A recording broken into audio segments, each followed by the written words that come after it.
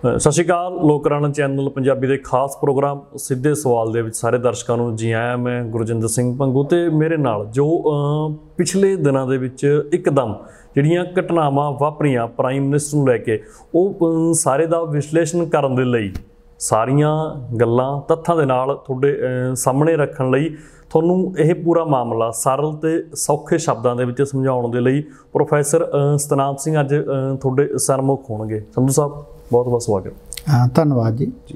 संधू साहब एकदम जो ये घटनावां वापरियां देखो प्राइम मिनिस्टर का प्रोग्राम सी विजिट करन दा पंजाब च रैली सी भावें गल्लां कोई भी रहियां होण जिस करके ये रैली कैंसल हो गई।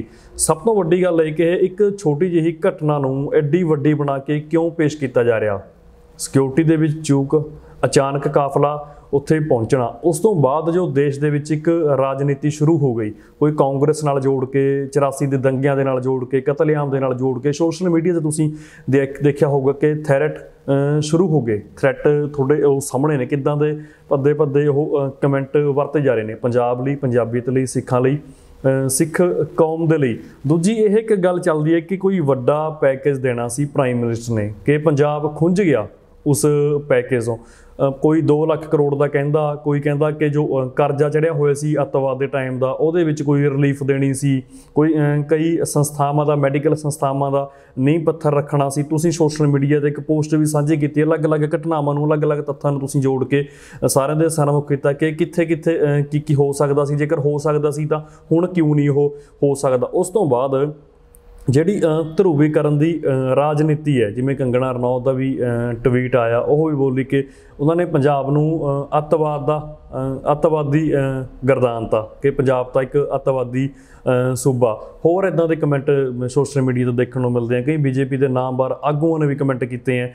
ਕਿਵੇਂ ਤੁਸੀਂ ਸਮਝਦੇ ਹੋ ਤੇ ਦਰਸ਼ਕਾਂ ਨੂੰ ਕਿਵੇਂ ਸਮਝਾਓਗੇ ਕਿ ਜੋ ਇਹ ਘਟਨਾਵਾਂ ਪਿਛਲੇ ਦਿਨੀ ਵਾਪਰੀਆਂ, ਰਾਸ਼ਟਰਪਤੀ ਰਾਜ ਦੀ ਪੰਜਾਬ ਦੇ ਲੀਡਰਾਂ ਨੇ ਮੰਗ ਕਰਤੀ, ਅੱਜ ਸੀਐਮ ਖੱਟਰ ਨੇ ਬੀਤੇ ਕੱਲ੍ਹ ਪ੍ਰੈਸ ਕਾਨਫਰੰਸ ਕੀਤੀ, ਉਹਨਾਂ ਨੇ ਇਹ ਗੱਲ ਕਹਿਤੀ ਕਿ ਪੰਜਾਬ 'ਚ ਰਾਸ਼ਟਰਪਤੀ ਰਾਜ ਲੱਗਣਾ ਚਾਹੀਦਾ। ਕਿਵੇਂ ਤੁਸੀਂ ਇਹਨਾਂ ਸਾਰੀ ਘਟਨਾਵਾਂ ਨੂੰ ਸਮਝਾਓਗੇ? हाँ ਤੁਹਾਡੇ बहुत सारे सवाल असल 'ਚ ਇਕੱਠੇ ਹੀ आ गए। मैं कोशिश करूँगा कि ਇਹਨਾਂ ਸਾਰਿਆਂ ਦਾ ਇੱਕ ਇੱਕ ਕਰਕੇ ਜਵਾਬ ਦੇਵਾਂ। ਸਭ ਤੋਂ ਪਹਿਲੀ ਗੱਲ ਇਹ ਹੈ ਕਿ ਅਜੋਕੇ ਸਮੇਂ ਦੇ ਵਿੱਚ ਪੰਜਾਬ ਦੇ ਵਿੱਚ ਵਿਧਾਨ ਸਭਾ ਦੀਆਂ ਚੋਣਾਂ ਸਿਰ 'ਤੇ ਹੈ। ਇਸ ਕਰਕੇ ਮਾਹੌਲ ਇਹ ਬਣਿਆ ਹੋਇਆ ਹੈ ਕਿ ਇੱਥੇ ਕੋਈ ਵੀ ਸਭਾ ਸੰਮਤੀ ਰੈਲੀ ਜਾਂ ਅਨਾਊਂਸਮੈਂਟ ਕੀਤੀ ਜਾਂਦੀ ਹੈ, ਉਹਦਾ ਸਿੱਧਾ ਅਸਰ ਆਉਣ ਵਾਲੀਆਂ ਚੋਣਾਂ 'ਤੇ ਪੈਣਾ ਬਿਲਕੁਲ ਸੰਭਾਵੀ ਹੁੰਦਾ ਹੈ। ਇਸ ਕਰਕੇ ਜਦੋਂ ਵੀ ਕੋਈ ਭਾਵੇਂ ਪ੍ਰਧਾਨ ਮੰਤਰੀ ਦੀ ਰੈਲੀ ਹੋਵੇ, ਪ੍ਰਧਾਨ ਮੰਤਰੀ ਜਿੱਥੇ ਇੱਕ ਪਾਸੇ ਸਾਰੇ ਮੁਲਕ ਦੇ ਹੈੱਡ ਹੈ, ਉਹਦੇ ਨਾਲ ਹੀ ਨਾਲ ਇੱਕ ਉਹ ਰਾਜਨੀਤਿਕ ਪਾਰਟੀ ਦੇ ਵੀ ਨੇਤਾ ਹੈ। ਇਸ ਕਰਕੇ ਜਦੋਂ ਵੀ ਪ੍ਰਧਾਨ ਮੰਤਰੀ ਦੀ ਫੇਰੀ ਪੰਜਾਬ 'ਚ ਹੋਣੀ ਹੈ ਤਾਂ ਜਿੱਥੇ ਉਸ ਦੇ ਇੱਕ ਪ੍ਰਧਾਨ ਮੰਤਰੀ ਦੇ ਆਪਣੇ ਇੱਕ ਸੂਬੇ ਵਿੱਚ ਦੌਰੇ ਦੀ ਗੱਲ ਹੁੰਦੀ ਹੈ ਤਾਂ ਉਹਦੇ ਨਾਲ ਹੀ ਇੱਕ ਵਿਸ਼ੇਸ਼ ਪਾਰਟੀ ਦੇ ਨੇਤਾ ਦੀ ਇੱਕ ਰਾਜ ਦੇ ਦੌਰੇ ਦੀ ਵੀ ਗੱਲ ਨਾਲ ਚੱਲਦੀ ਹੈ।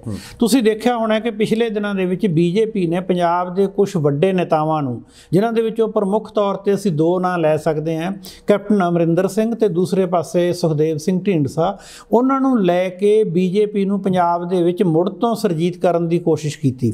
ਮੁੜ ਤੋਂ ਸ਼ਬਦ ਮੈਂ ਇਸ ਕਰਕੇ ਵਰਤ ਰਿਹਾ ਕਿ ਪਹਿਲਾਂ ਕਿਸਾਨ ਸੰਘਰਸ਼ ਦੇ ਦੌਰਾਨ ਤਕਰੀਬਨ 1 ਸਾਲ ਤੋਂ ਬੀਜੇਪੀ ਨੂੰ ਪੰਜਾਬ ਦੇ ਵਿੱਚ ਜਾਂ ਵਿਸ਼ੇਸ਼ ਤੌਰ 'ਤੇ ਅਸੀਂ ਕਹੀਏ ਕਿ ਪਿੰਡਾਂ ਦੇ ਵਿੱਚ ਨਹੀਂ ਵੜਨ ਦਿੱਤਾ ਜਾ ਰਿਹਾ ਸੀ। ਬੀਜੇਪੀ ਨੂੰ ਬਿਲਕੁਲ ਹਾਸ਼ੀਏ 'ਤੇ ਕੀਤਾ ਹੋਇਆ ਸੀ। ਜਦੋਂ ਤੋਂ ਬੀਜੇਪੀ ਅਤੇ ਅਕਾਲੀ ਦਲ ਦਾ ਇੱਕ ਦੂਸਰੇ ਤੋਂ ਤੋੜ ਵਿਛੋੜਾ ਹੋਇਆ ਹੈ, ਉਸ ਤੋਂ ਬਾਅਦ ਬੀਜੇਪੀ ਪੰਜਾਬ ਦੇ ਵਿੱਚ ਇੱਕਦਮ ਹਾਸ਼ੀਏ 'ਤੇ ਚਲੀ ਗਈ। ਪਿੰਡਾਂ ਦੇ ਵਿੱਚੋਂ ਉਸ ਦਾ ਅਕਾਲੀ ਦਲ ਨਾਲ ਮਿਲ ਕੇ ਜਿਹੜਾ ਆਧਾਰ ਬਣਿਆ ਸੀ ਉਹ ਖਤਮ ਹੋ ਗਿਆ। ਉਸ ਸਾਰੇ ਦੇ ਵਿੱਚੋਂ ਸ਼ਾਇਦ ਇਸ ਫੇਰੀ ਦੇ ਦੌਰਾਨ ਜਾਂ ਇਸ ਫੇਰੀ ਤੋਂ ਪਹਿਲਾਂ ਜੋ ਬੀਜੇਪੀ ਨੇ ਸੋਚਿਆ ਹੋਊਗਾ ਕਿ ਹੁਣ ਕਿਸਾਨਾਂ ਦੇ 3 ਕਾਨੂੰਨ ਹੈ ਜਿਹੜੇ ਉਹ ਵਾਪਸ ਲੈ ਲਏ। ਕਿਸਾਨ ਹੈ ਜਿਹੜੇ ਇਸ ਲਈ ਸ਼ਾਇਦ ਹੁਣ ਬੀਜੇਪੀ ਤੇ ਵਿਸ਼ੇਸ਼ ਤੌਰ 'ਤੇ ਪ੍ਰਧਾਨ ਮੰਤਰੀ ਸਾਹਿਬ ਦੇ ਧੰਨਵਾਦੀ ਹੋਣਗੇ। ਇਸ ਲਈ ਉਹਨਾਂ ਨੇ ਬਹੁਤ ਸਾਰੀਆਂ ਚੀਜ਼ਾਂ ਇਕੱਠੀਆਂ ਕਰਕੇ ਰੈਲੀ ਕਰਨ ਦਾ ਫੈਸਲਾ ਕੀਤਾ। ਜਦੋਂ ਇਸ ਰੈਲੀ ਦਾ ਫੈਸਲਾ ਹੋਇਆ ਤਾਂ 2-3 ਕਾਰਨ ਹੋਏ ਜ਼ਾਹਰਾ ਤੌਰ 'ਤੇ ਜਿਹੜੇ ਦੇਖੇ ਜਾ ਸਕਦੇ ਹੈ। ਜਦੋਂ ਪ੍ਰਧਾਨ ਮੰਤਰੀ ਸਾਹਿਬ ਆਏ ਤਾਂ ਕੁਦਰਤੀ ਹੁੰਦੀ ਹੈ ਕਿ ਜੇ ਪ੍ਰਧਾਨ ਮੰਤਰੀ ਦੀ ਰੈਲੀ ਜਿਵੇਂ ਆਪਣੇ ਮੁਲਕ 'ਚ ਕੀ ਭਾਵੇਂ ਉਹ ਬਾਹਰਲੇ ਮੁਲਕ 'ਚ ਵੀ ਕੀਤੀ ਜਾਵੇ ਤਾਂ ਪ੍ਰਧਾਨ ਮੰਤਰੀ ਸਾਹਿਬ ਦਾ ਸੁਭਾਅ ਹੈ ਕਿ ਉਹਨਾਂ ਦੀ ਰੈਲੀ ਪੂਰੀ ਭਰਵੀਂ ਪੂਰੇ ਜੋਸ਼ ਵਾਲੀ ਹੌਡੀ ਮੋਦੀ ਅਮਰੀਕਾ ਤੱਕ ਨਾਅਰੇ ਲੱਗਦੇ ਹੋਣ ਤੇ ਬੱਲੇ ਬੱਲੇ ਹੋਈ ਪਈ ਹੋਵੇ। ਇਸ ਕਿਸਮ ਦਾ ਮਾਹੌਲ ਹੈ ਜਿਹੜਾ ਉਹ ਮੋਦੀ ਸਾਹਿਬ ਚਾਹੁੰਦੇ ਹੈ ਕਿ ਉਹਨਾਂ ਦੀ ਰੈਲੀ ਦੇ ਵਿੱਚ ਹੋਵੇ। ਅਸੀਂ ਸਾਰੇ ਜਾਣਦੇ ਹਾਂ ਜਿਹੜੀਆਂ ਫਿਜ਼ੀਕਲ ਕੰਡੀਸ਼ਨ ਸੀ ਜਾਂ ਉੱਥੋਂ ਦੇ ਹਾਲਾਤ ਸੀ, ਉਹ ਚਾਹੇ ਬਰਸਾਤ ਕਰਕੇ ਹੋਣ, ਭਾਵੇਂ ਕਿਸਾਨਾਂ ਨੇ ਬਹੁਤ ਸਾਰੇ ਲੋਕਾਂ ਨੂੰ ਰੋਕਣ ਦੀ ਜਾਂ ਰੈਲੀ ਦੇ ਵਿਰੋਧ ਦੀ ਗੱਲ ਕੀਤੀ ਉਸ ਕਾਰਨ ਹੋਣ, ਜਾਂ ਆਪਾਂ ਤੀਸਰੀ ਕਹੀਏ ਕਿ ਬੀਜੇਪੀ ਨੂੰ ਹਲੇ ਉਹਨਾਂ ਸਤਿਕਾਰ ਮਾਣ ਜਾਂ ਲੋਕਾਂ ਨੇ ਆਪਣੇ ਮਨ ਦੇ ਵਿੱਚ ਜਗ੍ਹਾ ਨਹੀਂ ਦਿੱਤੀ ਇਸ ਕਰਕੇ ਹੋਣ, ਤਾਂ ਉੱਥੇ ਮੰਨਿਆ ਜਾਂਦਾ ਕਿ 65-70 ਹਜ਼ਾਰ ਕੁਰਸੀਆਂ ਲਗਾਈਆਂ ਹੋਈਆਂ ਸੀ ਤੇ ਸਿਰਫ 1000 1200 1500 ਲੋਕ ਹੀ ਪਹੁੰਚ ਸਕੇ। ਇਸ ਲਈ ਜੇ ਪ੍ਰਧਾਨ ਮੰਤਰੀ ਇਹੋ ਜਿਹੀ ਜਗ੍ਹਾ ਤੇ ਜਾ ਕੇ ਸੰਬੋਧਨ ਕਰਦੇ ਹੈ ਤਾਂ ਉਹਦੇ ਨਾਲ ਜਿਹੜੀ ਉਹਨਾਂ ਦੀ ਛਵੀ ਬਣੀ ਹੋਈ ਹੈ ਹਿੰਦੁਸਤਾਨ ਭਰ ਦੇ ਵਿੱਚ ਇੱਕ ਪਾਪੂਲਰ ਲੀਡਰ ਦੀ, ਇੱਕ ਬਹੁਤ ਹੀ ਮਕਬੂਲ ਹੈਸੀਅਤ ਦੀ, ਮੁਲਕ ਨੂੰ ਅੱਗੇ ਲਿਜਾਣ ਵਾਲੇ ਬੰਦੇ ਦੀ, ਜੋ ਗੱਲ ਕਹਿੰਦਾ ਸਾਰੇ ਮੁਲਕ 'ਚ ਲਾਗੂ ਹੋਣ ਵਾਲੀ, ਉਹ ਛਵੀ ਤੇ ਬਹੁਤ ਸੱਟ ਵੱਜਣੀ ਸੀ। ਇਸ ਕਰਕੇ ਮੈਨੂੰ ਇਹ ਲੱਗਦਾ ਹੈ ਕਿ ਕਿਸੇ ਨਾ ਕਿਸੇ ਪਲੈਨਿੰਗ ਦੇ ਤਹਿਤ ਇਸ ਸਾਰੀ ਘਟਨਾਕ੍ਰਮ ਨੂੰ ਇੱਕ ਨਵਾਂ ਮੋੜ ਦੇਣ ਦੀ ਕੋਸ਼ਿਸ਼ ਕੀਤੀ।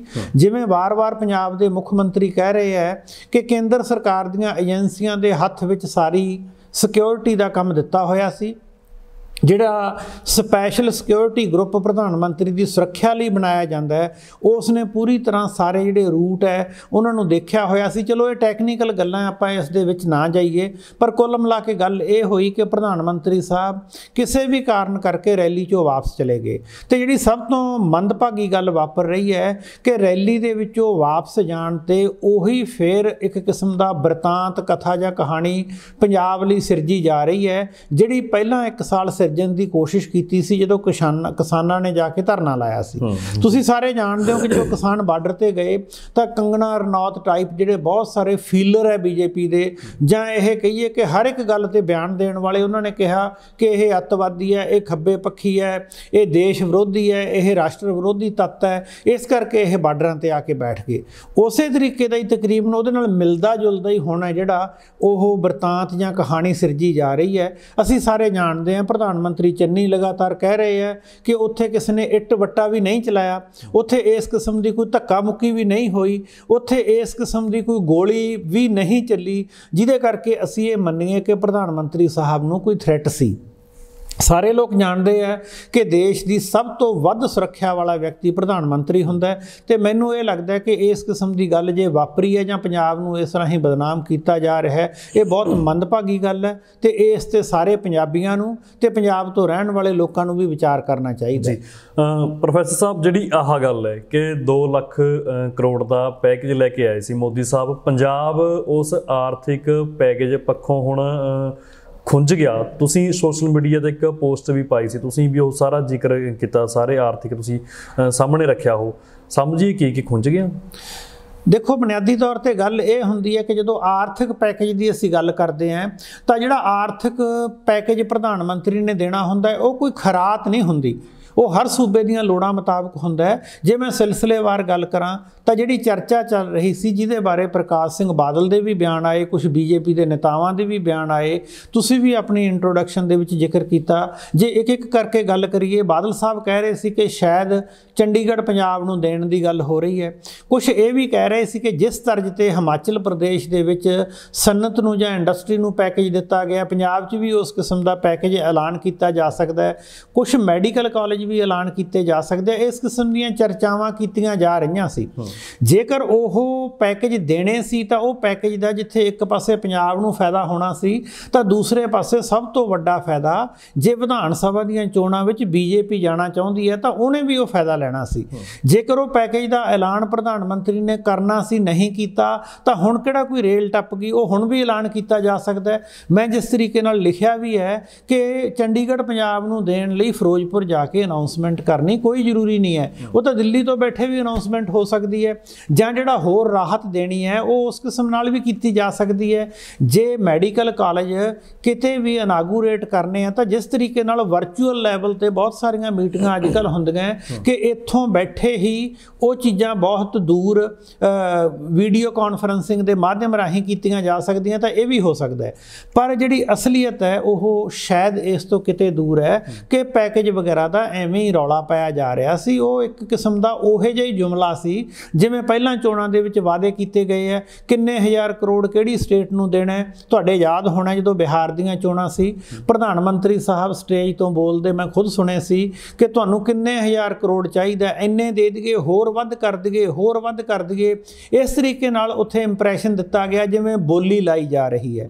ਇਸ ਕਰਕੇ ਚੋਣਾਂ ਦੇ ਨੇੜੇ ਜਿਹੜੇ ਇਸ ਕਿਸਮ ਦੇ ਕੀਤੇ ਵਾਅਦੇ ਹੈ, ਉਹ ਵਾਅਦੇ ਕਿੰਨੇ ਪੂਰੇ ਹੋਣਗੇ, ਕਿੰਨੇ ਪਹਿਲਾਂ ਪੂਰੇ ਕੀਤੇ, ਜਿਹੜੇ ਪਹਿਲੀਆਂ ਚੋਣਾਂ ਦੇ ਵਿੱਚ ਵਾਅਦੇ ਕੀਤੇ ਸੀ, ਇਹ ਬਹੁਤ ਦੂਰ ਦੀ ਗੱਲ ਹੈ। ਪਰ ਇਸ ਸਾਰੇ ਦੇ ਵਿੱਚੋਂ ਜੋ ਨਿਕਲ ਕੇ ਆ ਰਿਹਾ ਹੈ, ਇਹ ਪੰਜਾਬ ਨੂੰ ਬਦਨਾਮ ਕਰਨ ਲਈ, ਜਿਵੇਂ ਪਹਿਲਾਂ ਕਿਸਾਨਾਂ ਨੂੰ ਬਦਨਾਮ ਕੀਤਾ ਗਿਆ, ਕਿਸਾਨਾਂ ਨੇ ਆਪਣੀ ਜੰਗ ਕਿਸੇ ਹੱਦ ਤੱਕ ਜਿੱਤੀ, ਉਹ ਆਪਣੇ ਸੰਘਰਸ਼ ਰਾਹੀਂ ਉਸ ਕਾਨੂੰਨ ਨੂੰ ਜਿਹੜਾ ਉਹਨਾਂ ਲਈ ਮਾਰੂ ਹੋਣਾ ਸੀ ਵਾਪਸ ਕਰਨ ਦੇ ਵਿੱਚ ਕਾਮਯਾਬ ਰਹੇ।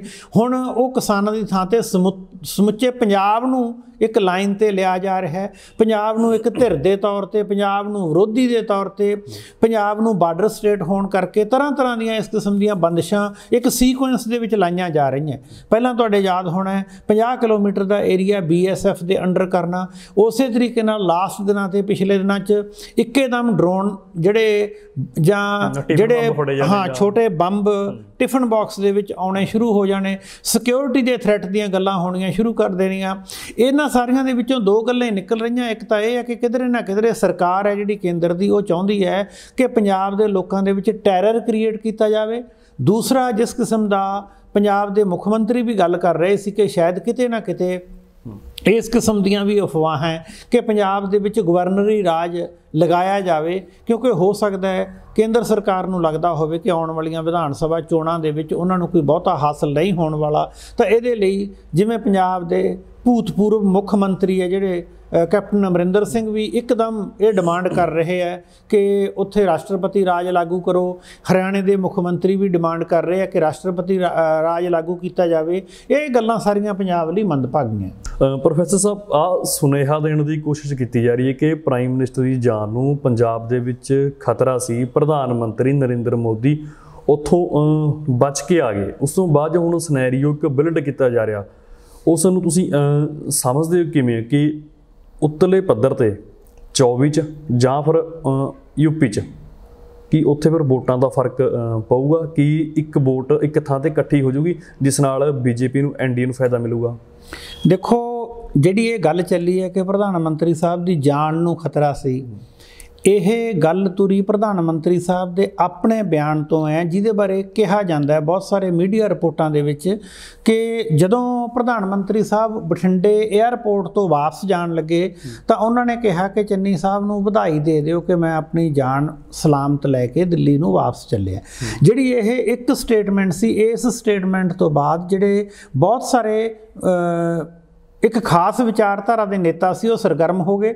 ਉਹਨਾਂ ਨੇ ਇਸ ਕਿਸਮ ਦਾ ਨੈਰੇਟਿਵ ਸ਼ਾਮ ਤੱਕ ਸਿਰਜਣ ਦੀ ਕੋਸ਼ਿਸ਼ ਕੀਤੀ ਕਿ ਜਿਵੇਂ ਉੱਥੇ ਕੋਈ ਬਹੁਤ ਵੱਡਾ ਹਮਲਾ ਹੋਣ ਦੀ ਜਾਂ ਬਹੁਤ ਵੱਡੀ ਸਾਜ਼ਿਸ਼ ਸੀ।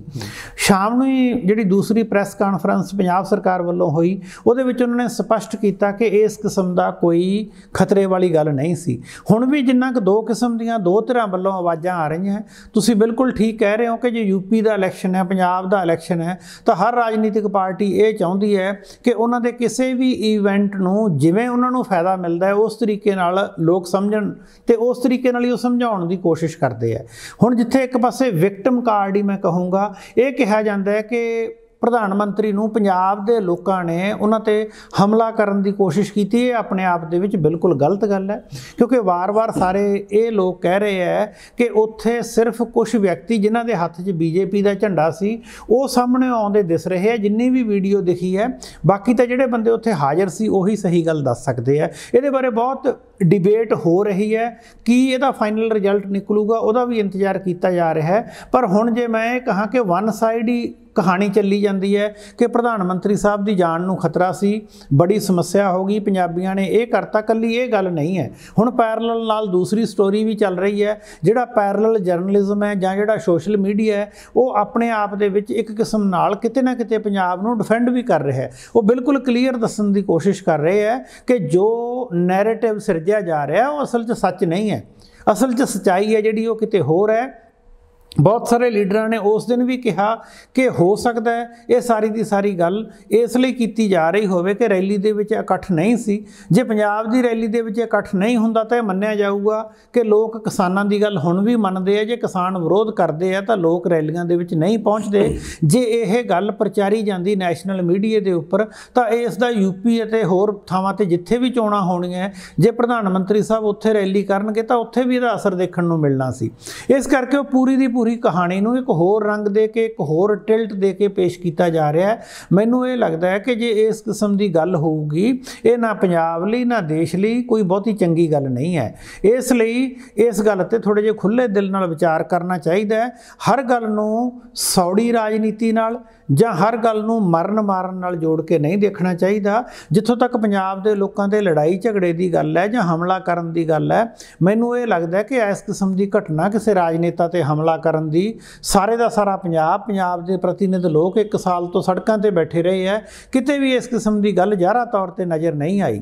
ਤੇ ਇਸ ਕਰਕੇ ਮੈਨੂੰ ਇਸ ਕਿਸਮ ਦੀ ਗੱਲ ਨਹੀਂ ਲੱਗਦੀ। ਜਿੱਥੋਂ ਤੱਕ ਰਹੀ ਕੰਸੋਲੀਡੇਟ ਕਰਨ ਦੀ ਗੱਲ ਕਿ ਸ਼ਾਇਦ ਇਹਦੇ ਨਾਲ ਵੋਟਾਂ ਇੱਕ ਪਾਸੇ ਹੋ ਜਾਣਗੀਆਂ, ਤਾਂ ਉਹ ਹਜੇ ਬਹੁਤ ਦੂਰ ਦੀ ਗੱਲ ਲੱਗਦੀ ਹੈ। ਲੋਕ ਹੁਣ ਸਿਆਣੇ ਹੈ, ਲੋਕ ਸਾਰੀ ਗੱਲ ਨੂੰ ਸਮਝਦੇ ਹੈ, ਉਹ ਜਾਣਦੇ ਆ ਕਿ ਅਸਲੀਅਤ ਕੀ ਹੈ, ਵੋਟਾਂ ਦੀ ਰਾਜਨੀਤੀ ਕੀ ਹੈ।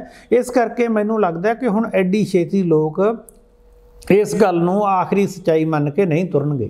ਇਸ ਘਟਨਾ ਨੂੰ ਕਿਸਾਨੀ ਅੰਦੋਲਨ ਦੇ ਨਾਲ ਵੀ ਜੋੜ ਕੇ ਦੇਖ ਸਕਦੇ ਹਾਂ। ਜਿਵੇਂ ਐਡਾ ਵੱਡਾ ਅੰਦੋਲਨ ਚੱਲਿਆ ਲੀਡ ਪੰਜਾਬ ਨੇ ਲਈ, ਕਿ ਇੰਟਰਨੈਸ਼ਨਲ ਲੈਵਲ ਤੇ ਪੰਜਾਬ ਨੂੰ ਬਦਨਾਮ ਕਰਨ ਦੀ ਕੋਸ਼ਿਸ਼ ਬਿਲਕੁਲ ਇਸ ਨਾਲ ਜੋੜ ਕੇ ਵੀ ਦੇਖਿਆ ਜਾ ਸਕਦਾ ਹੈ, ਕਿਉਂਕਿ ਪੰਜਾਬ ਦੇ ਕਿਸਾਨਾਂ ਨੇ ਪਹਿਲੇ ਦਿਨੋਂ ਕਿਹਾ ਸੀ ਕਿ ਅਸੀਂ ਮੋਦੀ ਸਾਹਿਬ ਦੀ ਰੈਲੀ ਦਾ ਵਿਰੋਧ ਕਰਾਂਗੇ।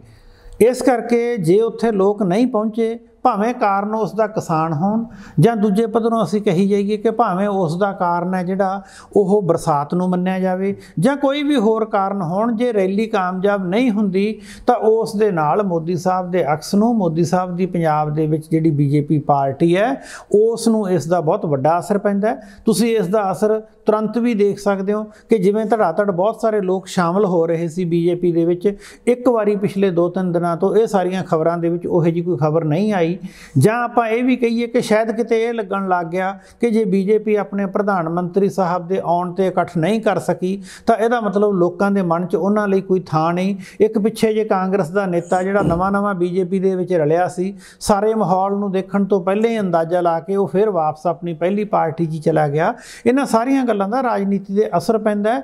ਕੁਦਰਤੀ ਤੌਰ ਤੇ ਕਿਸਾਨਾਂ ਤੇ ਵੀ ਇਸ ਗੱਲ ਦਾ ਉਹਨਾਂ ਨੇ ਇਹ ਠੀਕਰਾ ਭੰਨਣ ਦੀ ਗੱਲ ਕੀਤੀ ਹੈ ਕਿ ਸ਼ਾਇਦ ਕਿਸਾਨ ਅਗਰੈਸਿਵ ਹੋਏ ਹੈ, ਪਰ ਕਿਸਾਨਾਂ ਨੂੰ ਕਹੀ ਜਾਣ ਵਾਲੀ ਇਹ ਪਹਿਲੀ ਗੱਲ ਨਹੀਂ। ਜਦੋਂ ਕਿਸਾਨ ਬਾਰਡਰ ਤੇ ਬੈਠੇ ਸੀ ਉਦੋਂ ਵੀ ਉਹਨਾਂ ਨੂੰ ਕਦੇ ਅੱਤਵਾਦੀ ਕਿਹਾ ਜਾਂਦਾ ਸੀ, ਕਦੇ ਵੱਖਵਾਦੀ, ਕਦੇ ਦੇਸ਼ ਵਿਰੋਧੀ ਕਿਹਾ ਜਾਂਦਾ ਸੀ। ਇਸ ਕਰਕੇ ਕਿਸਾਨ ਆਪਣੇ ਪੱਧਰ ਤੇ ਇਹਦਾ ਜਵਾਬ ਦੇ ਸਕਦੇ ਹੈ ਤੇ ਦੇ ਵੀ ਰਹੇ ਹੈ। ਤੇ ਸਾਰੇ ਰਾਸ਼ਟਰ ਦੇ ਲੋਕ ਵੀ ਜਾਣਦੇ ਹੈ ਕਿ ਜਿਹੜੇ ਕਿਸਾਨ ਹੈ ਉਹ ਫੌਜ ਦੇ ਵਿੱਚ, ਕਿਸਾਨ ਸਾਡੀਆਂ BSF ਜਾਂ ਹੋਰ ਆਰਮਡ ਫੋਰਸਿਸ ਦੇ ਵਿੱਚ, ਪੁਲਿਸ ਫੋਰਸਿਸ ਦੇ ਵਿੱਚ ਸਭ ਤੋਂ ਵੱਧ ਕਿਸਾਨੀ ਨਾਲ ਜੁੜੇ ਹੋਏ ਵਿਅਕਤੀਆਂ ਦੇ ਬੱਚੇ ਹੈ ਜਿਹੜੀ ਦੇਸ਼ ਦੀ ਰੱਖਿਆ ਕਰਦੇ ਹੈ, ਨੇਤਾਵਾਂ ਦੀ ਸੁਰੱਖਿਆ ਕਰਦੇ ਹੈ, ਨਾ ਉਹ ਨੇਤਾਵਾਂ ਨੂੰ ਨੁਕਸਾਨ ਪਹੁੰਚਾਉਣ ਵਾਸਤੇ ਕੋਈ ਕਾਰਜ ਕਰਦੇ ਹੈ। ਇਸ ਕਰਕੇ ਮੈਨੂੰ ਇਹ ਲੱਗਦਾ ਕਿ ਇਹਨੂੰ ਇਸ ਕਿਸਮ ਦਾ ਰੰਗ ਦੇਣਾ ਕੋਈ ਬਾਹਲੀ ਦੂਰ ਅੰਦੇਸ਼ੀ ਵਾਲੀ ਗੱਲ ਨਹੀਂ ਹੈ। ਜਦੋਂ ਇਹ ਘਟਨਾ ਵਾਪਰੀ ਉਦੋਂ ਜੋ ਪੰਜਾਬ ਦੇ ਨਾਮਵਰ ਲੀਡਰ ਸੀ, ਇੱਕਦਮ ਉਹ ਕੇਂਦਰ ਦੇ ਹੱਕ 'ਚ ਖੜ੍ਹਦੇ ਹੋਏ ਨਜ਼ਰ ਆਏ। ਉਹਨਾਂ ਨੇ ਇਹ ਵੀ ਸਮਾਂ ਨਹੀਂ ਦੇਖਿਆ ਕਿ ਅਸਲ ਦੇ ਵਿੱਚ ਘਟਨਾ ਕੀ ਹੋਈ, ਵਾਪਰਿਆ ਕੀ, ਅਸੀਂ ਕਿਹੜਾ ਪਤਾ ਤਾਂ ਲਾ ਲਈਏ ਕਿ ਗੱਲ ਕੀ ਹੋਈ। ਇੱਕਦਮ ਉਹਨਾਂ ਨੇ ਆਪਣੇ ਬਿਆਨ ਗਰਦਾਨ ਤੇ ਉਸ ਤੋਂ ਬਾਅਦ CM ਚੰਨੀ ਪ੍ਰੈਸ ਕਾਨਫਰੰਸ ਕਰਦੇ ਨੇ, ਬਾਰ-ਬਾਰ ਉਹ ਗੱਲ ਕਹਿੰਦੇ ਨੇ ਕਿ CM ਨੂੰ ਕੋਈ ਖਤਰਾ ਨਹੀਂ ਸੀ ਜਾਨ ਨੂੰ, ਨਾ ਤਾਂ ਕਿਸੇ ਨੇ ਗੋਲੀ ਚਲਾਈ, ਨਾ ਕਿਸੇ ਨੇ ਵੱਟਾ ਚਲਾਇਆ, ਨਾ ਕਿਸੇ ਗੱਡੀ ਦੇ ਝਰੀਟ ਤੱਕ ਲੱਗੀ। ਹੁਣ ਭਾਵੇਂ ਕਈ ਚਾਹੇ ਆਮ ਆਦਮੀ ਪਾਰਟੀ ਦੇ ਹੋਣ, ਹੋਰ ਪਾਰਟੀਆਂ ਦੇ ਹੋਣ, ਉਹ ਆਪਣੇ ਹੁਣ ਬਿਆਨ ਬਦਲ ਰਹੇ ਨੇ ਕਿ ਪ੍ਰਾਈਮ ਮਿਨਿਸਟਰ ਵਾਪਸ ਤਾਂ ਇਸ ਕਰਕੇ ਚਲੇ ਗਏ ਕਿ ਰੈਲੀ 'ਚ ਇਕੱਠ ਨਹੀਂ ਹੋਇਆ। ਪਹਿਲਾਂ ਉਹ ਕਹਿੰਦੇ ਸੀ ਕਿ ਵੀ ਸਿਕਿਉਰਿਟੀ 'ਚ ਚੂਕ ਰਹਿ ਗਈ, ਜੋ ਹੋਇਆ ਪੰਜਾਬ ਲਈ ਇਹ ਮੰਦਭਾਗਾ। ਸਿਰਫ ਚੀਫ ਮਿਨਿਸਟਰ ਨੇ ਇਹ ਗੱਲ ਕਹੀ ਹੈ ਕਿ ਇੱਦਾਂ ਦਾ ਕੁਛ ਨਹੀਂ ਹੈ। ਦੇਖੋ, ਜਦੋਂ ਪ੍ਰਧਾਨ ਮੰਤਰੀ ਸਾਹਿਬ ਵਾਪਸ ਗਏ ਤਾਂ ਇੱਕਦਮ ਜਿਹੜੀ ਨਿਊਜ਼ ਫਲੈਸ਼ ਹੋਈ ਉਹ ਇਹੀ ਹੋਈ ਕਿ ਪ੍ਰਧਾਨ ਮੰਤਰੀ ਦੇ ਕਾਫਲੇ ਦੀ ਜਿਹੜੀ ਸੁਰੱਖਿਆ ਸੀ ਉਹਦੇ ਵਿੱਚ ਸੇਂਧ ਲੱਗੀ। ਜਦੋਂ ਇਸ ਕਿਸਮ ਦੀ ਖਬਰ ਫਲੈਸ਼ ਹੁੰਦੀ ਹੈ ਸੇਂਧ ਲੱਗਣ ਦੀ ਜਾਂ ਇਸ ਕਿਸਮ ਦੀ ਜਾਣਕਾਰੀ ਆਮ ਲੋਕਾਂ ਤੱਕ ਜਾਂਦੀ ਹੈ ਤਾਂ ਜਿਹੜਾ ਫਸਟ ਰਿਐਕਸ਼ਨ ਹੁੰਦਾ ਹੈ ਜਦੋਂ ਕੋਈ ਪ੍ਰੈਸ ਵਾਲੇ ਜਾਂ ਹੋਰ ਲੋਕ ਉਹਨਾਂ ਨੂੰ ਪੁੱਛਦੇ ਆ ਜੀ ਤੁਸੀਂ ਇਹਦੇ ਬਾਰੇ ਕੀ ਕਹਿਣਾ ਹੈ, ਤਾਂ ਕੋਈ ਵੀ ਵਿਅਕਤੀ ਪ੍ਰਧਾਨ ਮੰਤਰੀ ਸਾਹਿਬ ਦੀ ਸੁਰੱਖਿਆ ਨੂੰ ਲੈ ਕੇ ਇਹ ਨਹੀਂ ਕਹੂਗਾ ਕਿ ਜੇ ਸੁਰੱਖਿਆ ਦੇ ਵਿੱਚ ਕਿਤੇ ਕਮੀ ਪੇਸ਼ੀ ਰਹੀ ਹੈ ਤਾਂ ਉਹ ਠੀਕ ਰਹੀ ਹੈ। ਹਰੇਕ ਵਿਅਕਤੀ ਚਾਹੁੰਦਾ ਹੈ ਕਿ ਉਸ ਦੇ ਜਿਹੜੇ ਦੇਸ਼ ਨੂੰ ਲੀਡ ਕਰਨ ਵਾਲੇ ਨੇਤਾ ਸੁਰੱਖਿਅਤ ਰਹਿਣ, ਉਹਨਾਂ ਤੇ ਕਿਸੇ ਕਿਸਮ ਦਾ ਹਮਲਾ ਨਾ ਹੋਵੇ, ਕਿਉਂਕਿ ਉਹਨਾਂ ਨੇ ਹੀ ਪੂਰੇ ਮੁਲਕ ਨੂੰ ਅੱਗੇ ਸੁਰੱਖਿਆ ਦੇਣੀ ਹੁੰਦੀ ਹੈ, ਉਹਨਾਂ ਨੇ ਹੀ ਪੂਰੇ ਮੁਲਕ ਨੂੰ ਲੀਡ ਕਰਨਾ ਹੁੰਦਾ ਹੈ। ਇਸ ਕਰਕੇ ਮੈਨੂੰ ਇਹ ਲੱਗਦਾ ਹੈ ਕਿ ਉੱਥੇ ਨੇਤਾ ਬਾਹਲੇ ਗਲਤ ਨਹੀਂ ਹੈ। ਜਿਹੜਾ ਉਹਨਾਂ ਦਾ ਫਸਟ ਰਿਐਕਸ਼ਨ ਸੀ, ਭਾਵੇਂ ਉਹ ਆਮ ਆਦਮੀ ਪਾਰਟੀ ਸੀ, ਕਾਂਗਰਸ ਦੇ ਵਿੱਚ ਕੁਛ ਨੇਤਾ ਜਿਨ੍ਹਾਂ 'ਚੋਂ ਜਾਖੜ ਦਾ ਨਾਮ ਵਿਸ਼ੇਸ਼ ਤੌਰ 'ਤੇ ਲਿਆ ਜਾ ਸਕਦਾ ਹੈ, ਭਗਵੰਤ ਮਾਨ ਹੈ, ਜਾਂ ਹੋਰ ਬਹੁਤ ਸਾਰੇ ਨੇਤਾਵਾਂ ਨੇ ਜਿਨ੍ਹਾਂ ਨੇ ਕਿਹਾ ਕਿ ਜੇ ਇਸ ਕਿਸਮ ਦੀ ਗੱਲ ਹੋਈ ਹੈ ਤਾਂ ਉਹ ਮੰਦਭਾਗੀ ਹੈ। ਬਿਲਕੁਲ, ਜੇ ਇਸ ਕਿਸਮ ਦੀ ਗੱਲ ਹੋਈ ਹੁੰਦੀ ਤਾਂ ਵਾਕਈ ਮੈਂ ਵੀ ਕਹਿਣਾ ਕਿ ਉਹ ਬਹੁਤ ਮੰਦਭਾਗੀ ਸੀ। ਪਰ ਹੌਲੀ ਹੌਲੀ ਜਿਵੇਂ ਜਿਵੇਂ ਤੱਥ ਬਾਹਰ ਆਏ, ਖਬਰਾਂ ਬਾਹਰ ਆਈਆਂ, ਅਸਲੀਅਤ ਦਾ ਪਤਾ ਲੱਗਿਆ, ਪੰਜਾਬ ਸਰਕਾਰ ਨੇ ਆਪਣਾ ਬਿਆਨ ਹੈ ਜਿਹੜਾ ਉਹ ਮੀਡੀਆ ਦੇ ਵਿੱਚ ਦਿੱਤਾ, ਤਾਂ ਉਸ ਤੋਂ ਬਾਅਦ ਜਦੋਂ ਲੋਕਾਂ ਨੂੰ ਜਾਣਕਾਰੀ ਮਿਲੀ ਤਾਂ ਉਹਨਾਂ ਨੇ ਆਪਣੇ ਆਪ ਨੂੰ ਕਰੈਕਟ ਕੀਤਾ ਕਿ ਅਸਲ ਦੇ ਵਿੱਚ ਗੱਲ ਹੈ ਜਿਹੜੀ ਉਹ ਪੂਰਾ ਸੱਚ ਨਹੀਂ ਹੈ, ਜਿਹੜੀ ਸੁਰੱਖਿਆ 'ਚ ਸੇਂਧ ਲਾਉਣ ਵਾਲੀ ਸੀ। ਤਾਂ ਉਹ ਜੇ ਉਹਨਾਂ ਨੇ ਕਰੈਕਟ ਕਰਿਆ, ਉਹ ਕੋਈ ਗਲਤ ਗੱਲ ਨਹੀਂ ਹੈ, ਉਹ ਵੀ ਠੀਕ ਗੱਲ ਹੈ। ਪਰ ਇਹ ਹੈ ਕਿ ਉਹਦੇ ਤੋਂ ਸਾਨੂੰ ਇਹੀ ਤਾਂ ਗੱਲ ਸਪਸ਼ਟ ਹੋ ਰਹੀ ਹੈ ਕਿ ਹੌਲੀ ਹੌਲੀ ਲੋਕਾਂ ਨੂੰ ਅਸਲੀਅਤ ਕੀ ਹੈ, ਸੱਚ ਕੀ ਹੈ, ਇਹਦੇ ਬਾਰੇ ਜਾਣਕਾਰੀ ਮਿਲ ਗਈ। ਜੋ ਸੋਸ਼ਲ ਮੀਡੀਆ ਤੇ ਇੱਕ ਨੈਰੇਟਿਵ ਸੈੱਟ ਕੀਤਾ ਜਾ ਰਿਹਾ, ਉਹ ਇਸ ਗੱਲ ਨਾਲ ਇਸ ਗੱਲ ਨੂੰ ਜੋੜਦੇ ਨੇ। ਕਈ ਤਾਂ ਅਖਬਾਰਾਂ ਦੇ ਵਿੱਚ ਵੀ ਉਹ ਟਵੀਟ ਛਾਪੇ ਨੇ, ਪ੍ਰੈਸ ਨੇ, ਉੱਥੇ ਕੀ ਲਿਖਿਆ ਹੋਇਆ ਕਿ ਇੰਦਰਾ ਗਾਂਧੀ ਨਾ ਸਮਝ ਲਿਓ, ਇਹ ਨਰਿੰਦਰ ਮੋਦੀ ਨੇ, ਉਸ ਤੋਂ ਜ਼ਿਆਦਾ ਕਰਕੇ ਦਿਖਾਉਣਗੇ 84 ਤੋਂ। ਦੇਖੋ, ਇਸ ਕਿਸਮ ਦੀਆਂ ਜਿਹੜੀਆਂ ਕੁਛ ਗੱਲਾਂ ਹੈ, ਉਹ ਕੁਛ ਸ਼ਰਾਰਤੀ ਤੱਤ ਹੁੰਦੇ ਆ, ਜਿਹੜੇ ਨੌਨ ਸੀਰੀਅਸ ਕਿਸਮ ਦੀਆਂ ਗੱਲਾਂ ਕਹਿੰਦੇ ਆ। ਪ੍ਰਧਾਨ ਮੰਤਰੀ ਤੇ ਹਮਲਾ ਕਰਨਾ, ਲੜਾਈ ਕਰਨੀ, ਵਾਰ-ਵਾਰ ਸਾਰੇ ਪੰਜਾਬੀ ਇਸ ਗੱਲ ਨੂੰ ਮੰਨਦੇ ਹੈ ਕਿ ਇਹ ਕੋਈ ਸਿਆਣੀ ਗੱਲ ਨਹੀਂ ਹੈ। ਪੰਜਾਬ ਦੀ ਕੋਈ ਉਸ ਕਿਸਮ ਦੀ ਦੁਸ਼ਮਣੀ ਨਹੀਂ ਹੈ ਨਰਿੰਦਰ ਮੋਦੀ ਨਾਲ। ਪੰਜਾਬ ਇੰਦਰਾ ਗਾਂਧੀ ਵਾਲਾ ਐਪੀਸੋਡ ਸੀ ਜਿਹੜਾ ਉਹ ਡਿਫਰੈਂਟ ਸੀ। ਉਹ ਇੱਕ ਬਲੂ ਸਟਾਰ ਆਪਰੇਸ਼ਨ ਹੋਇਆ ਸੀ, ਲੋਕਾਂ ਦੀਆਂ ਭਾਵਨਾਵਾਂ ਨਾਲ ਖਲਵਾੜ ਹੋਇਆ ਸੀ। ਪਰ ਨਰਿੰਦਰ ਮੋਦੀ ਦੀ ਜਿੱਥੋਂ ਤੱਕ ਪ੍ਰਧਾਨ ਮੰਤਰੀ ਦੇ ਤੌਰ 'ਤੇ ਗੱਲ ਹੈ, ਕੋਈ ਇਸ ਕਿਸਮ ਦੀ ਛਵੀ ਨਹੀਂ ਬਣੀ ਹੋਈ ਹੈ ਕਿ ਉਹ ਸਿੱਖ ਵਿਰੋਧੀ ਹੈ। ਨਰਿੰਦਰ ਮੋਦੀ ਨੇ ਕਾਨੂੰਨ ਵਾਪਸ ਲਏ, ਜਿਵੇਂ ਮਰਜ਼ੀ ਲਏ, ਕੁਛ ਤਬਕਾ ਨਰਿੰਦਰ ਮੋਦੀ ਬਾਰੇ ਹਮਦਰਦੀ ਰੱਖਦਾ ਹੈ। ਨਰਿੰਦਰ ਮੋਦੀ ਦੇ ਨਾਲ ਪੰਜਾਬ ਦੇ ਵੱਡੇ ਲੀਡਰ ਹੈ ਜਿਹੜੇ ਉਹ ਜੁੜੇ ਹੈ। ਇਸ ਕਰਕੇ ਉਹ ਲੀਡਰ ਜੁੜੇ ਆ ਜਿਹੜੇ ਉਸ ਸਮੇਂ ਕਾਂਗਰਸ ਦੇ ਵਿੱਚ ਹੁੰਦੇ ਹੋਏ ਸਾਡੇ ਜਿਹੜੇ ਪਹਿਲੇ ਮੁੱਖ ਮੰਤਰੀ ਕੈਪਟਨ ਅਮਰਿੰਦਰ ਸਿੰਘ ਰਿਜ਼ਾਈਨ ਕਰਕੇ ਆ ਗਏ ਸੀ, ਜੋ ਅੱਜ ਇਹਨਾਂ ਨਾਲ ਜੁੜੇ ਹੈ। ਤਾਂ ਅਸੀਂ ਦੋਨਾਂ ਦਾ ਐਵੇਂ ਕੰਪੈਰੀਜ਼ਨ ਨਹੀਂ ਕਰ ਸਕਦੇ। ਜੇ ਕੋਈ ਸੋਸ਼ਲ ਮੀਡੀਆ ਆਜ਼ਾਦ ਹੈ, ਉਸ 'ਤੇ ਕੋਈ ਵੀ ਵਿਅਕਤੀ ਨਿੱਜੀ ਤੌਰ 'ਤੇ ਜਾਂ ਸ਼ਰਾਰਤ ਦੇ ਤੌਰ 'ਤੇ ਜੇ ਕੋਈ ਇਸ ਕਿਸਮ ਦੀ ਬਿਆਨਬਾਜ਼ੀ ਕਰਦਾ ਹੈ, ਮੈਨੂੰ ਲੱਗਦਾ ਕਿ ਇਹ ਸਾਰੇ ਪੰਜਾਬੀਆਂ ਦੀ ਕੋਈ ਬਿਆਨਬਾਜ਼ੀ ਨਹੀਂ ਹੈ। ਨਾ ਹੀ ਮੈਂ ਇਹ ਕਹਿਣਾ ਕਿ ਸਾਰਾ ਮੁਲਕ ਹੈ ਜਿਹੜਾ ਉਹ ਪੰਜਾਬੀਆਂ ਦੇ ਖਿਲਾਫ ਹੋ ਗਿਆ। ਇਹ ਇੱਕ ਘਟਨਾ ਸੀ, ਉਹ ਘਟਨਾ ਵਾਪਰ ਗਈ। ਉਸ ਘਟਨਾ ਤੋਂ ਰਾਜਨੀਤਿਕ ਪਾਰਟੀਆਂ ਆਪਣੇ ਆਪਣੇ ਤਰੀਕੇ ਨਾਲ ਲਾਹਾ ਲੈਣਾ ਚਾਹੁੰਦੀਆਂ। ਪੰਜਾਬ ਦੀ ਸਰਕਾਰ ਤੇ ਕੇਂਦਰ ਦੀ ਸਰਕਾਰ, ਇਹਨੂੰ ਵੀ ਦੋ ਵੱਡੀਆਂ ਰਾਜਨੀਤਿਕ ਪਾਰਟੀਆਂ ਚਲਾ ਰਹੀਆਂ। ਪੰਜਾਬ ਦੀ ਕਾਂਗਰਸ ਸਰਕਾਰ ਚਾਹੁੰਦੀ ਹੈ ਕਿ ਇਸ ਘਟਨਾ ਨਾਲ ਉਹਨਾਂ ਦਾ ਰਾਜ ਬਦਨਾਮ ਨਾ ਹੋਵੇ। ਕੇਂਦਰ ਦੀ ਸਰਕਾਰ ਨੂੰ ਬੀਜੇਪੀ ਚਲਾ ਰਹੀ ਹੈ, ਉਹ ਚਾਹੁੰਦੇ ਆ ਕਿ ਇਸ ਘਟਨਾ ਦੇ ਨਾਲ ਸਾਡੀ ਬਦਨਾਮੀ ਨਾ ਹੋਵੇ, ਕਿ ਉੱਥੇ ਇਕੱਠ ਨਹੀਂ ਹੋਇਆ। ਇਸ ਕਰਕੇ ਦੋਨੇ ਪਾਰਟੀਆਂ ਮੈਨੂੰ ਲੱਗਦਾ ਕਿਤੇ ਨਾ ਕਿਤੇ ਪੋਲੀਟੀਕਲ ਮਾਈਲੇਜ ਦੀ ਗੱਲ ਕਰਦੀਆਂ। ਦੋਨਾਂ ਪਾਰਟੀਆਂ ਨੂੰ ਇਹ ਲੱਗਦਾ ਕਿ ਇਸ ਘਟਨਾ ਦੀ ਵਿਆਖਿਆ ਕਿਵੇਂ ਕਰਨੀ ਹੈ, ਇਹਦੇ ਨਾਲ ਉਹਨਾਂ ਦੇ ਰਾਜਨੀਤਿਕ ਭਵਿੱਖ ਤੇ ਵਿਧਾਨ ਸਭਾ ਦੀਆਂ ਵੋਟਾਂ ਤੇ ਜ਼ਰੂਰ ਅਸਰ ਪਊਗਾ। ਕੰਗਣਾ ਰਣੌਤ ਕਹਿੰਦੇ, ਮੈਂ ਪਹਿਲਾਂ ਵੀ ਜ਼ਿਕਰ ਕੀਤਾ ਸੀ ਕਿ ਪੰਜਾਬ ਤਾਂ ਅੱਤਵਾਦ ਦਾ ਗੜ੍ਹ ਹੈ। ਜਦੋਂ ਸਰਕਾਰਾਂ ਨੂੰ ਸਾਰੇ ਮਾਹੌਲ ਪਤਾ ਹੁੰਦਾ ਸੂਬਿਆਂ ਦੇ ਕਿਹੜੇ ਸਟੇਟ ਦੇ ਵਿੱਚ ਕੀ ਚੱਲਦਾ, ਤਾਂ ਫਿਰ ਸਰਕਾਰ ਸਕੰਜਾ ਕਿਉਂ ਨਹੀਂ ਕੱਸਦੀ ਇਹੋ ਜਿਹੀਆਂ 'ਤੇ ਕਿ ਤੁਸੀਂ ਇਹੋ ਜਿਹੇ ਬਿਆਨ ਨਾ ਦਿਓ। ਦੇਖੋ, ਕੰਗਣਾ ਰਣੌਤ ਦੀ ਕੀ ਸੋਸ਼ਲ ਸਟੈਂਡਿੰਗ ਹੈ? ਉਹ ਇੱਕ ਸਿੰਪਲ ਐਕਟਰੈਸ ਹੈ, ਉਹਦੇ ਵਰਗੀਆਂ ਹਜ਼ਾਰਾਂ ਐਕਟਰੈਸ ਉੱਥੇ ਹੋਰ ਹੈ। ਮੈਨੂੰ ਇਹ ਲੱਗਦਾ ਕਿ ਕਈ ਵਾਰੀ ਕਿਸੇ ਬੰਦੇ ਨੂੰ ਮੀਡੀਆ ਦੇ ਵਿੱਚ ਲੋੜ ਤੋਂ ਜ਼ਿਆਦਾ ਹਵਾ ਮਿਲ ਜਾਂਦੀ ਹੈ। ਉਹਦੇ ਬਿਆਨ ਦਾ ਕੀ ਉਹ UNO ਦੇ ਵਿੱਚ ਕੋਈ ਰਿਪਰੈਜ਼ੈਂਟੇਟਿਵ ਹੈ? ਕੀ ਉਹ ਕਿਸੇ ਪੋਲੀਟੀਕਲ ਪਾਰਟੀ ਨੂੰ ਰਿਪਰੈਜ਼ੈਂਟ ਕਰ ਰਹੀ ਹੈ? ਇੱਕ ਇੰਡੀਵਿਜੂਅਲ ਹੈ ਜੋ ਇਸ ਕਿਸਮ ਦੇ ਮਨਚਾਹੇ ਬਿਆਨ ਦੇ ਹੀ ਜਾਂਦਾ, ਤਾਂ ਉਹਦੇ ਬਿਆਨਾਂ ਦਾ ਕੋਈ ਮਤਲਬ ਨਹੀਂ ਹੁੰਦਾ। ਠੀਕ ਹੈ, ਸਾਡੇ ਉਹ ਇੱਕ ਸੈਂਸੇਸ਼ਨਲ ਪਰਸਨੈਲਿਟੀ ਹੋਣ ਕਰਕੇ ਜਾਂ ਇੱਕ ਆਦਤ ਨੇ ਇਹੋ ਜਿਹੇ ਬਿਆਨ ਦੇਣ ਵਾਲੀ ਹੋਣ ਕਰਕੇ ਉਸ ਨੂੰ ਮੀਡੀਆ ਦੇ ਵਿੱਚ ਜਗ੍ਹਾ ਮਿਲ ਜਾਂਦੀ ਹੈ। ਕੰਗਣਾ ਰਣੌਤ ਜੇ ਕੱਲ੍ਹ ਨੂੰ ਕਹਦੇ ਪੰਜਾਬ ਬਹੁਤ ਚੰਗਾ ਹੈ, ਪੰਜਾਬ ਦੇ ਲੋਕ ਬੜੇ ਹੀ ਅੱਛੇ ਹੈ, ਨਾ ਉਹਦੇ ਨਾਲ ਉਹ ਫਿਰ ਕੋਈ ਫਰਕ ਪੈਣ ਲੱਗਿਆ। ਜੇ ਕੰਗਣਾ ਰਣੌਤ ਕਹਦੇ ਕਿ ਪੰਜਾਬ ਦੇ ਲੋਕਾਂ ਨੇ ਬਾਹਲਾ ਮਾੜਾ ਕੀਤਾ, ਇਹਦੇ ਨਾਲ ਵੀ ਕੋਈ ਫਰਕ ਨਹੀਂ ਪੈਣ ਲੱਗਿਆ। ਇਸ ਕਰਕੇ ਮੈਨੂੰ ਇਹ ਲੱਗਦਾ ਕਿ ਜਿਹੜੇ ਇਹੋ ਜਿਹੀ ਕਿਸਮ ਦੇ ਕੁਛ ਬੰਦੇ ਹੁੰਦੇ ਹੈ, ਉਹ ਹਰ ਜਗ੍ਹਾ 'ਤੇ ਹੁੰਦੇ ਆ, ਹਰ ਜਗ੍ਹਾ 'ਤੇ ਬਿਆਨ ਦਿੰਦੇ ਰਹਿੰਦੇ, ਇਹਨਾਂ ਨੂੰ ਬਾਹਲਾ ਸੀਰੀਅਸ ਨਹੀਂ ਲੈਣਾ ਚਾਹੀਦਾ। ਇਸ ਤੋਂ ਬਾਅਦ ਪੰਜਾਬ ਦੀ ਪੋਲੀਟੀਕਲ ਸਥਿਤੀ ਕਿਵੇਂ ਦੇਖ ਸਕਦੇ ਹੋ? ਹਾਂ, ਪੰਜਾਬ ਦੀ ਜਿਹੜੀ ਪੋਲੀਟੀਕਲ ਸਥਿਤੀ ਹੈ ਉਹ ਇਹ ਹੈ ਕਿ ਸਾਰੀਆਂ ਰਾਜਨੀਤਿਕ ਪਾਰਟੀਆਂ ਆਪੋ ਆਪਣੇ ਤਰੀਕੇ ਨਾਲ ਲੱਗੀਆਂ ਹੋਈਆਂ। ਇਸ ਰੈਲੀ ਦੇ ਵਿੱਚ ਜਿਹੜੀਆਂ ਅਨਾਊਂਸਮੈਂਟ ਹੋਣੀਆਂ ਸੀ, ਜੇ ਉਹ ਹੋ ਜਾਂਦੀਆਂ ਉਹਨਾਂ ਦੇ ਨਾਲ ਹੋ ਸਕਦਾ ਬੀਜੇਪੀ ਨੂੰ ਥੋੜਾ ਹੋਰ ਚੰਗਾ ਹੁਲਾਰਾ ਮਿਲ ਜਾਂਦਾ। ਇਹ ਰੈਲੀ ਦੇ ਰੱਦ ਹੋਣ ਨਾਲ ਕਾਰਨ ਭਾਵੇਂ ਕੁਝ ਵੀ ਰਹੇ ਹੋਣ, ਇਹਦਾ ਜ਼ਾਹਰਾ ਤੌਰ ਤੇ ਬੀਜੇਪੀ ਦੀ ਜਿਹੜੀ ਰਾਜਨੀਤੀ ਹੈ, ਬੀਜੇਪੀ ਦੀ ਰਾਜ ਦੇ ਵਿੱਚ ਵਿਸ਼ੇਸ਼ ਕਿਸਮ ਦੀ ਛਵੀ ਹੈ, ਉਸ ਤੇ ਜ਼ਰੂਰ ਅਸਰ ਪਊਗਾ।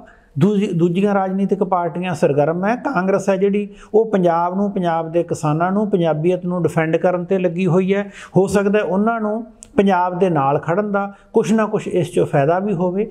ਇਸ ਕਰਕੇ ਮੈਨੂੰ ਇਹ ਲੱਗਦਾ ਕਿ ਇਸ ਰਾਜਨੀਤਿਕ ਅਮਲ ਦੇ ਵਿੱਚ ਦੋਨੇ ਪਾਰਟੀਆਂ ਆਪਣੇ ਆਪਣੇ ਤਰੀਕੇ ਨਾਲ ਪਾਰਟੀ ਲੈਣ ਤੇ ਕੰਮ ਕਰਨ ਦੀ ਕੋਸ਼ਿਸ਼ ਕਰ ਰਹੀਆਂ। ਬੀਜੇਪੀ ਪੰਜਾਬ 'ਚ ਪਿਛਲੇ ਦਿਨਾਂ 'ਚ ਜਿਵੇਂ ਪੋਲੀਟੀਕਲ ਤੌਰ ਤੇ ਸਰਵਾਈਵ ਕਰ ਰਹੀ ਸੀ, ਉਸ ਚੀਜ਼ ਠੱਲ ਪਊਗੀ ਫਿਰ ਕੁਛ ਹੱਦ ਤੱਕ? ਬੀਜੇਪੀ ਕੇਂਦਰ ਦੇ ਵਿੱਚ ਰਾਜ ਕਰਨ ਵਾਲੀ ਪਾਰਟੀ ਹੈ, ਇਸ ਕਰਕੇ ਬੀਜੇਪੀ ਅਜੇ ਵੀ ਭਾਰਤ ਦੀ ਸਭ ਤੋਂ ਵੱਧ ਤਾਕਤਵਰ ਪਾਰਟੀ ਹੈ। ਜਿਹੜੇ ਵਿਅਕਤੀ ਤਾਕਤ ਨਾਲ ਜੁੜਨਾ ਚਾਹੁੰਦੇ ਆ, ਜਿਹੜੇ ਵਿਅਕਤੀਆਂ ਨੂੰ ਲੱਗਦਾ ਹੈ ਕਿ ਉਹਨਾਂ ਦੀਆਂ ਪਹਿਲੀਆਂ ਪਾਰਟੀਆਂ ਦੇ ਵਿੱਚ ਕੋਈ ਜ਼ਿਆਦਾ ਸਪੇਸ ਨਹੀਂ ਬਚਿਆ, ਉਹ ਮੈਨੂੰ ਲੱਗਦਾ ਕਿਤੇ ਨਾ ਕਿਤੇ ਅਜੇ ਵੀ ਬੀਜੇਪੀ ਦੇ ਵਿੱਚ ਜਾਣ ਦੀ, ਬੀਜੇਪੀ ਨਾਲ ਜੁੜਨ ਦੀ ਕੋਸ਼ਿਸ਼ ਕਰਨਗੇ, ਕਰ ਵੀ ਰਹੇ ਆ। ਪ੍ਰਸ਼ਾਂਤ ਕਿਸ਼ੋਰ ਦੇ ਪਹਿਲਾਂ ਵੀ ਬਿਆਨ ਆਏ ਸੀ ਤੇ ਹੁਣ ਵੀ ਉਹ ਕਹਿੰਦੇ ਕਿ ਬੀਜੇਪੀ ਨੂੰ ਤੁਸੀਂ ਕਮਜ਼ੋਰ ਨਹੀਂ ਕਰ ਸਕਦੇ। ਕਾਂਗਰਸ ਦਾ ਹਵਾਲਾ ਦਿੱਤਾ ਸੀ ਉਹਨਾਂ ਨੇ ਕਿ ਕਾਂਗਰਸ ਆਪਣੇ ਪੱਧਰ ਤੇ ਲੜ ਕੇ ਬੀਜੇਪੀ ਨੂੰ ਕਮਜ਼ੋਰ ਨਹੀਂ ਕਰ ਸਕਦੀ। ਬੀਜੇਪੀ ਵੱਡੀ ਪਾਰਟੀ ਹੈ, ਨਰਿੰਦਰ ਮੋਦੀ ਸੱਤਾ ਦੇ ਵਿੱਚ ਰਹਿਣ ਨਾ ਰਹਿਣ, ਪਰ ਅਗਲੇ ਕਈ ਸਾਲਾਂ ਤੱਕ ਬੀਜੇਪੀ ਇੱਦਾਂ ਹੀ ਟੱਕਰ ਦਿੰਦੀ ਰਹੂਗੀ। ਬਿਲਕੁਲ ਪ੍ਰਸ਼ਾਂਤ ਕਿਸ਼ੋਰ ਦੀ ਆਬਜ਼ਰਵੇਸ਼ਨ ਠੀਕ ਹੈ। ਬੀਜੇਪੀ ਟੱਕਰ ਇਸ ਕਰਕੇ ਦਿੰਦੀ ਰਹੂਗੀ ਕਿ ਬੀਜੇਪੀ ਇੱਕ ਵਿਸ਼ੇਸ਼ ਧਰਮ ਨਾਲ, ਇੱਕ ਵਿਸ਼ੇਸ਼ ਆਈਡੀਏ ਨਾਲ ਜੁੜੀ ਹੋਈ ਪਾਰਟੀ ਹੈ। ਕਾਂਗਰਸ ਇੱਕ ਵਿਸ਼ੇਸ਼ ਪਰਿਵਾਰ ਨਾਲ ਜੁੜੀ ਹੋਈ ਪਾਰਟੀ ਹੈ। ਇਸ ਕਰਕੇ ਦੋਨਾਂ ਦੇ ਵਿੱਚ ਬੁਨਿਆਦੀ ਤੌਰ ਤੇ ਅੰਤਰ ਇਹ ਹੈ, ਕਾਂਗਰਸ ਦੇ ਵਿੱਚੋਂ ਨਾਰਾਜ਼ ਹੋ ਕੇ, ਕਿਉਂਕਿ ਉੱਥੇ ਸਾਰਿਆਂ ਨੂੰ ਪਤਾ ਹੈ ਕਿ ਇੱਕੋ ਹੀ ਪਰਿਵਾਰ ਦੇ ਵਿਅਕਤੀਆਂ ਨੇ ਪ੍ਰਧਾਨ ਬਣਨਾ ਹੈ, ਉਹਨਾਂ ਨੇ ਜਨਰਲ ਸੈਕਟਰੀ ਬਣਨਾ ਹੈ, ਉਹਨਾਂ ਨੇ ਹੀ ਕਿਸੇ ਵਿਅਕਤੀ ਨੂੰ ਤਾਕਤ ਦੇਣੀ ਹੈ, ਉਹਨਾਂ ਨੇ ਕਿਸੇ ਵਿਅਕਤੀ ਤੋਂ ਤਾਕਤ ਲੈਣੀ ਹੈ। ਇਸ ਕਰਕੇ ਜਦੋਂ ਤੁਸੀਂ ਕਿਸੇ ਪੋਲੀਟੀਕਲ ਪਾਰਟੀ ਨੂੰ ਇੱਕ ਪਰਿਵਾਰ ਤੇ ਸੈਂਟਰ ਕਰ ਦਿਓਗੇ ਤਾਂ ਉਹਦੀ ਰਾਜਨੀਤਿਕ ਤਾਕਤ ਹੈ ਜਿਹੜੀ ਉਹ ਆਉਣ ਵਾਲੇ ਸਮੇਂ ਦੇ ਵਿੱਚ ਕਮਜ਼ੋਰ ਪੈਂਦੀ ਜਾਂਦੀ ਹੈ। ਜਿੱਥੋਂ ਤੱਕ ਬੀਜੇਪੀ ਦੀ ਗੱਲ ਹੈ ਤਾਂ ਭਾਰਤ ਦੇ ਵਿੱਚ ਦੋ ਹੀ ਪਾਰਟੀਆਂ, ਤੀਜੀ ਪਾਰਟੀਆਂ ਬਾਕੀ ਜਿਹੜੀਆਂ ਸਾਰੀਆਂ ਛੋਟੀਆਂ ਪਾਰਟੀਆਂ ਉਹ ਰੀਜਨਲ ਪਾਰਟੀਆਂ। ਹਾਲੇ ਤੱਕ ਰੀਜਨਲ ਪਾਰਟੀਆਂ ਦਾ ਕੋਈ ਸਿੰਡੀਕੇਟ ਬਣੂਗਾ ਇਹੋ ਜਿਹੇ ਵੀ ਕੋਈ ਅਸਾਰ ਨਜ਼ਰ ਨਹੀਂ ਆਉਂਦੇ। ਇਸ ਕਰਕੇ ਜੇ ਅੱਜ ਅਸੀਂ ਬਿਲਕੁਲ ਨਿਰਪੱਖ ਹੋ ਕੇ ਦੇਖੀਏ ਤਾਂ ਕੋਈ ਦੋ ਰਾਵਾਂ ਨਹੀਂ ਕਿ ਬੀਜੇਪੀ ਹਿੰਦੁਸਤਾਨ ਦੀ ਸਭ ਤੋਂ ਵੱਡੀ ਪਾਰਟੀ ਹੈ। ਉਸ ਦੇ ਵਿੱਚ ਅਜੇ ਵੀ ਸਭ ਤੋਂ ਵੱਧ ਸੰਭਾਵਨਾਵਾਂ ਪਈਆਂ। ਉਹਨਾਂ ਕੋਲੇ ਵੱਡਾ ਕਾਡਰ ਹੈ। ਪਿਛਲੇ ਸਮੇਂ 'ਚ ਉਹਨਾਂ ਨੇ ਆਪਣੇ ਆਪ ਨੂੰ ਵਧੀਆ ਤਰੀਕੇ ਨਾਲ ਕੰਸੋਲੀਡੇਟ ਕੀਤਾ ਹੈ। ਹਿੰਦੁਸਤਾਨ ਦੀਆਂ ਜਿਹੜੀਆਂ ਸਭ ਤੋਂ ਵੱਡੀਆਂ ਆਰਥਿਕ ਤੌਰ ਤੇ ਮਜ਼ਬੂਤ ਸ਼ਕਤੀਆਂ, ਅਡਾਨੀ, ਅੰਬਾਨੀ ਜਾਂ ਇਸ ਕਿਸਮ ਦੇ ਹੋਰ ਬੰਦੇ ਹੈ, ਉਹ ਅੱਜ ਵੀ ਬੀਜੇਪੀ ਦੀ ਪਿੱਠ ਤੇ ਖੜੇ ਹੈ। ਇਸ ਕਰਕੇ ਬੀਜੇਪੀ ਕੋਲ ਧਨ ਦੌਲਤ ਦੇ ਪੱਖ ਤੋਂ, ਬੀਜੇਪੀ ਦੇ ਕੋਲੇ ਇੰਡਸਟਰੀ ਦੀ ਬੈਕ ਦੇ ਪੱਖ ਤੋਂ, ਬੀਜੇਪੀ ਕੋਲ ਕਾਡਰ ਦੇ ਪੱਖ ਤੋਂ ਹਲੇ ਵੀ ਕਾਂਗਰਸ ਨਾਲੋਂ ਅਪਰ ਹੈਂਡ ਹੈ। ਕੋਈ ਦੋ ਰਾਵਾਂ ਨਹੀਂ ਇਹਦੇ ਵਿੱਚ। ਪੰਜਾਬ ਦੀ ਸਥਿਤੀ ਕੀ ਰਹਿਣ ਵਾਲੀ ਹੈ ਪੋਲੀਟੀਕਲ ਬਾਈ 'ਚ?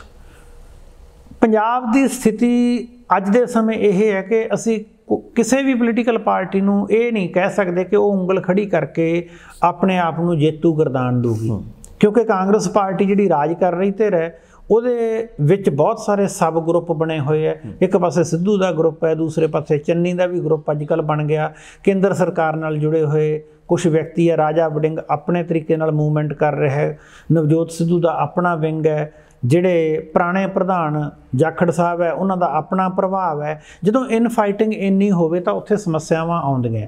ਜਿੱਥੋਂ ਤੱਕ ਬੀਜੇਪੀ ਦੀ ਗੱਲ ਹੈ, ਭਾਵੇਂ ਉਹਨਾਂ ਕੋਲੇ ਇੱਕ ਸੈਂਟਰਲ ਲੈਵਲ ਦਾ ਥ੍ਰੈਡ ਹੈ, ਉਹ ਇਕੱਠੇ ਹੋ ਸਕਦੇ ਆ, ਪਾਰਟੀਆਂ ਨਾਲ ਜੋੜ ਸਕਦੇ ਆ, ਪਰ ਅੱਜ ਦੀ ਡੇਟ 'ਚ ਇਹ ਵੀ ਨਹੀਂ ਲੱਗਦਾ ਕਿ ਉਹ ਪੂਰਨ ਤੌਰ ਤੇ ਪੰਜਾਬ ਦੇ ਵਿੱਚ ਆਉਣ ਵਾਲੀਆਂ ਵਿਧਾਨ ਸਭਾ 'ਚ ਕਲੀਨ ਸਵੀਪ ਕਰਨਗੇ।